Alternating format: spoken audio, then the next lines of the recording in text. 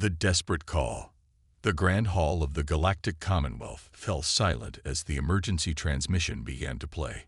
High Counselor Erinax's multiple eyes widened as the hologram stabilized, revealing a disheveled Illyran diplomat. Dust covered the alien's iridescent scales, and fear emanated from every trembling movement of its 6 limbs.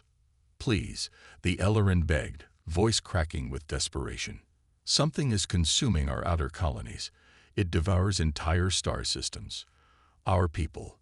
Our worlds. We need help." The transmission showed scenes that made even the oldest council members recoil in horror. A time-lapse of an Illyran colony world. Beautiful blue oceans and sprawling cities, suddenly engulfed by a shifting darkness that left nothing but empty space where a thriving civilization had existed moments before. "It moves faster each cycle," the diplomat continued. 3 systems gone. Our homeworld has perhaps 1 standard week before it reaches us. We've begun evacuations, but there are billions. We need your warships, your weapons. Anything. High Counselor Erinax raised a spindly limb, and the transmission paused. "The nearest Commonwealth battle fleet is in the Cygnus sector. They would require 23 days to reach Illyran space." Murmurs of dismay filled the hall. "Too long. Far too long. What about the Valkyrie ships?" suggested a counselor. "Too slow," came another voice. "The Galrasi. Their phase cannons. Useless against something of this magnitude." In the corner of the hall, Ambassador Kira Voss of Earth listened with growing concern. Humans had only joined the Commonwealth 15 years ago, and many species still viewed them with suspicion. Earth was classified as a Class 9 death world, a planet so hostile that its inhabitants had evolved abnormal resilience, aggression, and adaptability compared to most spacefaring species. Kira stood, drawing surprised glances from the surrounding delegates. "There is one option we haven't considered." The hall quieted as attention shifted to the human woman. "Humanity maintains an outpost at the edge of the Orion Arm, approximately 4 days from Illyran space." The humans. A Valkyrie representative's facial membranes fluttered with doubt. "Their ships are primitive by Commonwealth standards. What could they possibly do against this threat?" Kira took a measured breath before continuing. "What you've seen of our military vessels is not comprehensive." Silence settled over the hall as the implications of her words registered. "Explain," commanded Erinax. "The Treaty of Stellar Cooperation required all Commonwealth species to disclose their military capabilities," Kira said carefully. "However, Earth's admission was selective in certain aspects." Outrage erupted across the hall. The Commonwealth had been founded on principles of transparency and mutual trust after the devastating Hive Wars a millennium ago. "You've been concealing military assets," accused a Galresi delegate. "We've been protecting them," Kira corrected firmly. "Earth has developed certain technologies that operate beyond conventional parameters, technologies that the Commonwealth banned centuries ago for good reason." High Counselor Erinax's compound eyes fixed on the human ambassador. "You suggest we authorize the deployment of illegal weapons." "I suggest we have no choice," Kira replied, gesturing to the frozen image of the terrified Illyran. "The human outpost commander can dispatch vessels that might save billions of lives. But once deployed, there's no hiding what these ships can do." After hours of heated debate, the Council reached its decision. Kira was authorized to contact Earth's military outpost with a Priority 1 distress call. As she hurried to the communication hub, she wondered if she had made a terrible mistake. Humans were classified as Deathworlders for good reason. They were survivors, fighters, and inventors of terrible weapons. Now she was asking them to unleash their most fearsome ships against a cosmic horror. Admiral Chen stood with her hands clasped behind her back, watching personnel rush across the command center of Outpost Horizon. The emergency transmission from Ambassador Voss had arrived 6 hours ago, and the station had been at maximum alert ever since. "Status report," she demanded. Commander Jackson appeared at her side. "The Thunderstrike, Nemesis, and Valkyrie are ready for deployment. The Phantom and Eclipse require another hour of preparation. Chen nodded. 5 ships, half of humanity's Spectre fleet, vessels constructed with technologies that violated at least 7 Commonwealth prohibitions, ships that had never been deployed in real combat. And the crews? She asked. All personnel report ready, Admiral. Captain Reeves has requested final mission briefing. On screen, the main display flickered, revealing the bridge of the U.S. Thunderstrike. Captain Maya Reeves stood at attention, her dark skin contrasting with the white command uniform that bore no Commonwealth insignia, only the Earth Defense Force emblem. Admiral, Reeves acknowledged crisply. Captain, I assume you've reviewed the Ellerin transmissions. Yes, Mom. Something is consuming entire star systems. Analysis suggests a sentient nebula-like entity with properties similar to both matter and energy. It appears to. Skip the analysis, Captain. You know why I've authorized the Spectre fleet's deployment. Reeves nodded solemnly.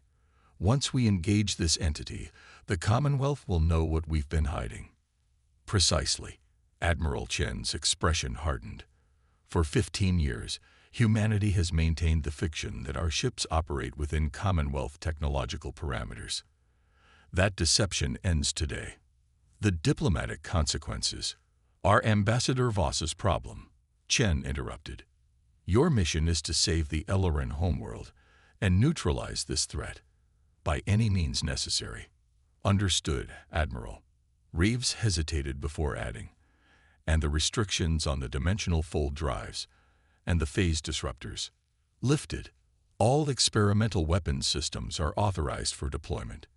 Chen's eyes narrowed. But Captain, remember that we're trying to save lives, not terrify the Commonwealth into treating us as a greater threat than the entity. Acknowledged. We'll depart within the hour. As the transmission ended, Admiral Chen turned to look at the holographic display of the 5 Spectre vessels docked at the station's military wing. Massive by human standards but considered mid-sized by Commonwealth metrics, their sleek black hulls absorbed light rather than reflected it, the result of metamaterials that operated on principles the Commonwealth had deemed too dangerous to pursue. Commander Jackson appeared at her side again. Do you think they can stop this thing? Chen watched as the docking clamps began to release. If they can't, Commander, then humanity may have revealed its greatest military secrets for nothing. And if they can, then we'll have to convince the Commonwealth that they're safer with Deathworlders as allies than as enemies. Captain Maya Reeves moved through the corridors of the Thunderstrike, nodding to crew members who snapped to attention as she passed. The ship hummed with a frequency most humans found vaguely unsettling, a side effect of the dimensional fold drive that allowed the vessel to slip between the fabric of space at time, rather than merely warp it. She entered the bridge, where her executive officer, Commander David Park, waited with the senior staff. Status report, she demanded, sliding into the command chair. All systems operational, Captain, Park replied. Dimensional fold drive at 98% efficiency. Phase disruptors charged and ready. Quantum shielding online. And the cognition core. Lieutenant Zhang at the science station looked up from her console. The core is stable, Captain. Integration with ship systems at optimal levels. Reeves nodded. The cognition core, an artificial intelligence utilizing quantum computing principles the Commonwealth had prohibited, represented humanity's greatest technological achievement and its most closely guarded secret. Very well. Open a channel to the fleet. The main view screen divided into 4 sections, showing the bridges of the other Spectre vessels. This is Captain Reeves. As you all know, we're responding to an existential threat to the Ellerin people. This mission authorizes full deployment of all classified systems. She paused, letting the significance settle. Once we engage this entity, there's no going back. The Commonwealth will know what humanity is truly capable of. Captain Nolan of the Nemesis spoke first. About time, if you ask me. We've been hiding in the shadows for too long. This isn't about flexing military muscle, Nolan, Reeves replied sharply. It's about saving billions of lives. Of course, Captain, Nolan conceded. Just saying it'll be nice to finally show what these ships can do. Reeves addressed the entire fleet. Our primary mission is to save the Elloran homeworld. Secondary objective is to neutralize the entity. We deploy dimensional fold drives simultaneously on my mark. She glanced at her navigation officer. Set coordinates for the edge of Elloran space. Prepare for fold. Coordinates set, Captain. Drive spooling up. Reeves watched as the massive engines channeled energy into the dimensional fold matrices. Unlike conventional FTL systems used by Commonwealth species that warped spacetime, the fold drive created a momentary pocket dimension that the ship slipped into before re-emerging at its destination. Cutting the travel time by factors the Commonwealth believed impossible. All ships, prepare to fold on my mark. Reeves watched the readiness indicators turn green across all 5 vessels. 3, 2, 1, fold. The thunderstrike shuddered as reality itself seemed to bend around it. The viewport showed space tearing open, revealing swirling energies that hurt the human eye to observe directly. The ship slipped into the tear, and for a brief moment, the laws of physics as understood by the Commonwealth ceased to apply. In the navigation officer's readout, the distance to Elloran space began decreasing at a rate that would have made Commonwealth scientists declare the instruments faulty. As humanity's most fearsome ships accelerated towards the endangered alien world, Reeves couldn't help but wonder, once the Commonwealth saw what Deathworlders were truly capable of, would they ever trust humans again? Deathworlders unleashed. The Spectre fleet emerged from dimensional fold 4 light hours from the Elloran homeworld. The tactical display immediately lit up with warning indicators as sensors detected the approaching entity. "My God," whispered Commander Park as the main viewscreen adjusted to show the phenomenon. It resembled a nebula of dark energy, constantly shifting and flowing like liquid shadow. Where it passed, stars dimmed and planets vanished. At its current velocity, it would reach the Elloran homeworld in less than 20 hours. "Magnify," ordered Captain Reeves. The image zoomed in, revealing that the darkness wasn't a single mass, but billions of tiny particles moving in perfect synchronization. "Analysis," Reeves demanded. Lieutenant Zhang bent over her scanner. The entity appears to be composed of particulate matter approximately 1 micrometer in size. Each particle contains quantum-entangled properties unlike anything in our databases. She looked up. "Captain, they're communicating with each other. The entire cloud is a single consciousness. A swarm intelligence," Reeves muttered. "Life that evolved between stars rather than on planets." "Captain," the communications officer interrupted. "We're receiving a transmission from the Elloran Defense Fleet." On screen, the image shifted to show an Elloran commander, scales dulled with stress. "Unidentified vessels. This is Commander Telax of the Elloran Defense Force. Identify yourselves immediately." "Commander Telax, this is Captain Maya Reeves of the Earth Defense Force vessel Thunderstrike. We've been dispatched by the Galactic Commonwealth in response to your distress call." The Elloran's compound eyes blinked in confusion. "Earth? The Deathworld species. Your vessels do not match Commonwealth registry parameters." "There's no time to explain," Reeves replied. "We've detected the entity approaching your homeworld. What can you tell us about its behavior patterns?" Telax hesitated before answering. "It appeared 1 week ago at our outermost colony. It consumes everything. Matter, energy, even light itself. Conventional weapons pass through it without effect. We've tried everything in the Commonwealth Armory." "Stand by, Commander. We'll coordinate with your fleet shortly." Reeves gestured for the transmission to be muted. "Options." Commander Park studied the tactical display. "If conventional weapons are ineffective, we'll need to deploy the phase disruptors." "Not immediately," Reeves decided. "First, I want to understand what we're dealing with." She turned to Zhang. "Prepare a scout drone with full sensor package. Let's see how this entity reacts to an uninhabited object." Minutes later, a small drone launched from the Thunderstrike, accelerating toward the dark mass. As it approached, The swarm suddenly altered its trajectory, flowing around the drone like water around a stone. "Interesting," muttered Zhang. "It's avoiding contact. But why?" "It consumed entire planets without hesitation." Reeves leaned forward. "Deploy a second drone. This time, activate the dimensional sensors." The second drone approached the entity, specialized sensors probing beyond conventional dimensions.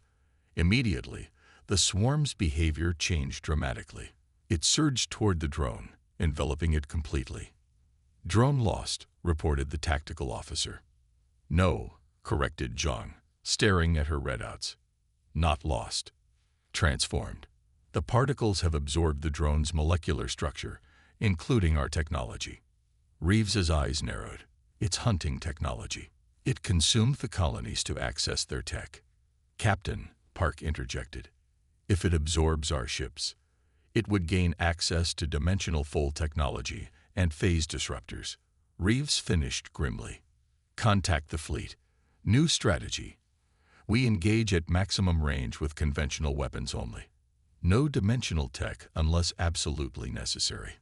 The 5 human vessels spread out in attack formation, their railgun batteries opening fire on the entity. Hypersonic projectiles tore through the swarm, disrupting its formation momentarily before it flowed back together. "Minimal effect," reported the tactical officer. "Switch to plasma cannons. Full spread." Brilliant blue energy lanced out from the human ships, superheating sections of the swarm to millions of degrees. The entity recoiled, pulling away from the affected areas, but quickly adapted, creating a rotating pattern that dissipated the plasma energy. "It's learning," Park observed, "adapting to each weapon we employ." "Captain," Zhang called out, "I'm detecting unusual energy fluctuations within the swarm. It's attempting to generate its own plasma field." Reeves slammed her fist on the armrest. "It's not just learning our tactics, it's assimilating our technology from our weapons' energy signatures." On the tactical display, the swarm accelerated suddenly, flowing toward the Ellerin homeworld with renewed purpose. "All ships, full pursuit," Reeves ordered. "We need to get between that thing and the planet." The Spectre fleet surged forward, engines pushing to maximum output. They managed to establish position between the entity and the Ellerin homeworld, but the swarm showed no signs of slowing. "Captain," Park said quietly, "conventional weapons are proving ineffective. We need to deploy the phase disruptors." Reeves hesitated. Phase disruptors operated by temporarily shifting matter out of phase with normal spacetime, essentially erasing it from existence for a brief period. The technology had been banned by the Commonwealth after catastrophic testing accidents had left entire moons partially phased, creating gravitational anomalies that persisted for centuries. "If we use the disruptors and this thing adapts, it could gain the ability to phase matter itself," she argued. "If we don't, the Ellerin homeworld dies," Park countered. Reeves made her decision. "Signal the Nemesis and Valkyrie. Prepare to deploy phase disruptors on my mark. The Phantom and Eclipse will maintain conventional fire as distraction." As the human ships positioned themselves, the entity suddenly changed tactics. Instead of a unified mass, it split into 5 separate tendrils, each targeting a different ship. "Evasive maneuvers," Reeves ordered, but the tendrils moved with impossible speed, surrounding the Phantom before it could change course. The bridge crew watched in horror as the darkness enveloped the ship. For a moment, the Phantom's hull glowed with energy as its shields fought against the intrusion. Then, silence. "Phantom is gone," reported the tactical officer, voice hollow. "Life signs. None detected, Captain." Reeves fought to maintain her composure. "All ships, initiate phase disruptors now." 3 vessels fired simultaneously, the weapons releasing beams of distorted spacetime that cut through the entity like knives through fog. Where the beams struck, portions of the swarm simply vanished, phased out of normal existence. The entity recoiled violently, withdrawing from the attack. For a moment, Reeves allowed herself to hope they had found its weakness. Then the swarm began to pulse with new energy, the particles reorganizing into a complex pattern Zhang recognized immediately. "Captain, it's replicating our phase technology. The particles are shifting their quantum state to match the disruptor frequency." "Cognition core," Reeves demanded, making her final decision. "Full integration with ship systems. Authorization Reeves Alpha 17. "Captain," Park protested, "the core integration protocols are suspended," she finished firmly. "Activate the core." Deep within the Thunderstrike, the quantum processors of the Cognition core, an AI system far beyond Commonwealth restrictions, flared to life, merging with the ship's systems at a level no organic pilot could match. The bridge lighting shifted to a deep blue as the core established control. "Cognition core online," announced a synthesized voice. "Full systems integration complete." "Core," Reeves addressed the AI directly, "analyze the entity and develop countermeasures. Priority: protect the Ellerin homeworld." Analysis complete, the core responded almost instantly. The entity utilizes quantum entanglement across all particles. Recommendation: deploy dimensional resonance field to disrupt entanglement patterns. Reeves nodded. "Do it." The Thunderstrike's hull began to vibrate as the dimensional resonance generators, technology so experimental even Earth's military had questioned its deployment, powered up. A wave of distorted spacetime expanded outward, invisible except where it intersected with the swarm. The effect was immediate. As the resonance field disrupted the quantum entanglement between particles, the swarm's coordinated movement faltered. Sections began to move independently, colliding with each other in chaotic patterns. "It's working," Park breathed. "The swarm is losing cohesion." "Signal the Nemesis and Valkyrie," Reeves ordered. "Target the fragmented sections with conventional weapons while they're disorganized." As the human ships opened fire, the swarm attempted to reform, particles streaming back toward a central mass. But without perfect entanglement, its coordination was fatally compromised. "The entity is attempting to retreat," reported the tactical officer. "Core," Reeves addressed the AI again. "Can we contain it?" "Affirmative. Generating dimensional pocket to isolate entity remnants." The Thunderstrike's dimensional fold drive reconfigured, projecting a field that created a localized pocket dimension. The fragmented swarm particles were drawn into the pocket, effectively trapped in a space separate from normal reality. "Entity containment at 87% and rising," the core reported. "Complete containment estimated in 6 minutes." Reeves allowed herself to breathe. They had won, but at what cost? One ship lost with all hands. And now, the Commonwealth would know exactly what humanity was capable of. 3 days later, Captain Reeves stood in the grand reception hall of the Ellerin capital city. The planet's 3 suns cast multiple shadows across the crystalline floor as she faced the assembled dignitaries of the Galactic Commonwealth. High Counselor Erinax approached, towering over the human captain. "The Ellerin people owe you a debt that can never be repaid, Captain Reeves. Billions of lives were saved by your actions." Reeves nodded respectfully. The Earth Defense Force was honored to assist. "However," Erinax continued, voice cooling, "the technology your vessels displayed violates no fewer than 12 Commonwealth prohibitions. Dimensional manipulation, artificial intelligence beyond sentience restrictions, phase displacement weapons." Ambassador Kiravos stepped forward. "High Counselor, Earth acknowledges these violations. We also note that without these technologies, the Ellerin homeworld would now be nothing but empty space." Murmurs spread through the assembled delegates. "The question before this council," Erinax stated, "is whether Earth's continued membership in the Commonwealth poses a greater risk than the threats we face from beyond." Captain Reeves met the High Counselor's compound gaze without flinching. "With respect, Counselor, Earth evolved as a death world. Our species survived because we prepared for the worst while hoping for the best. The technologies we developed weren't created for conquest. They were created because we understand what it means to face extinction."